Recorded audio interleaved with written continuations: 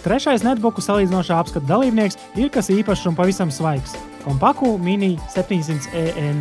Izrādās, pirmais iespējas var būt tiešām mānīgs. Šī datora cena nav nebūtu tik augsta, kā pēc elegantā izskata varētu šķist. Kad es atvēru vaļā šo Kompaku Mini datoru, es reiz nodomāju, ka šis dators ir ļoti dārgs, jo viņa dizains tiešām saucams gandrīz par izsmalcinājumu. Teiksim, ja mūsu datora tehnikas dizaina pasaulē etalons, teiksim, augstākais grāls skaitās Apple, tad šis Kompaku Mini savā dizainā spēj tam tuvoties. Ja viņam ir skaists līdzenas virsmas. Protams, viņas ir glancētas, kam varbūt ir apšaubām praktiskā vērtība, bet tas, protams, izskatās ļoti skaisti. Dizains patiesībā diezgan harmonisks. Vienīgais, kas izlaists, tā ir zilas krāsas lampiņas, kas ir izvietotas ieslēgšanas pogas. Zilas krāsas lampiņas pats par sevi viņas nav nekas neparasts sportīvo datoru pasaulē. Šajā gadījumā šis datora dizains uzliek zināms pienākums tomēr arī lampiņām. Citas lampiņas visas šim datoram ir baltā krāsā, bet tā viena ir zilā krāsā, un, manuprāt, tas tomēr nedaudz izlaists no visu tā. Otra lieta, kas man nepatika, virs skārienu palikņa, viņam starp skārienu palikņu un ekrānu, viņam ir tāda maza lampiņa, kas indicē skārienu palikņa statusu. Skārienu palikņas ir ieslēgts, tā lampiņa deg, viņš ir izslēgts, viņa nedeg. Šita lampiņa ir viņu neskapēc uztaisīt diezgan spilgta. Ja sēžu tumšākā telpā, man tā lampiņa gluži vienkārši spīd acīs. Tieši pa vidu stāv, ja, starp mani un starp ekrānu viņa spīd acīs. Šādai spožai ārienai, protams, neizbeigt no mūžīgajiem traipiem, ko atstāja mūsu pirksti. Ar to jāsamierinās. Taču Kompaku Mini noteikti izceļas ar ļoti kvalitatīvi izstrādātu tastatūru, kurai lielas pogas un maksimāls iespējamais platums. Arī skārienu jutīgais paliknis padevies labs.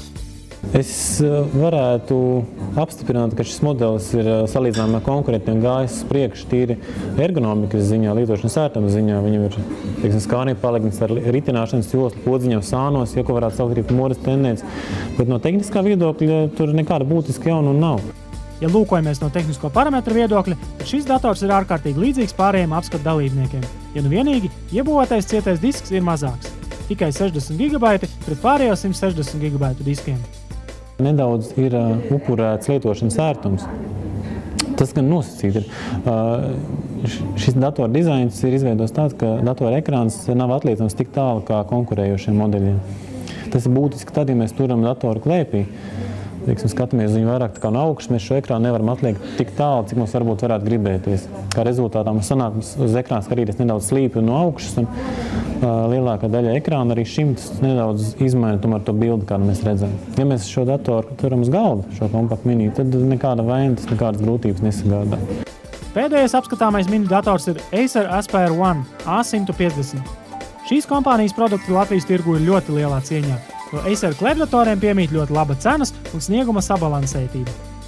Viņam ir būtisks pluss tas, ka viņš ir izteikti lēts, viņš ir stipri lētāks par konkurentiem. Teiksim, ja citi datori maksā reti kurš zem 200 latiem, tad šo te Aceru dabūt pat ap 150-160 latiem. Tas ir tas viņa galvenais trumps, un tas patiesībā arī attaisno šīs klases eksistences. Tas, ka šis dators ir pieejams ļoti lētā versijā.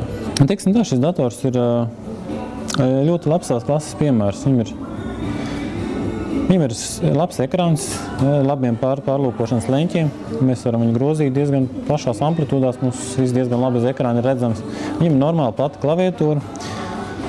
Skārienu paliknis varbūt ir maziņš, bet viņam ir šāda jauna iespēja, kas kompaktētajos datoros tagad parādās, ka podziņas ir izvietotas nevis apakšā. Šeit priekšā skārienu palikni, kur mums ļoti maz vietas, bet pogas izvietotas blakus sānos.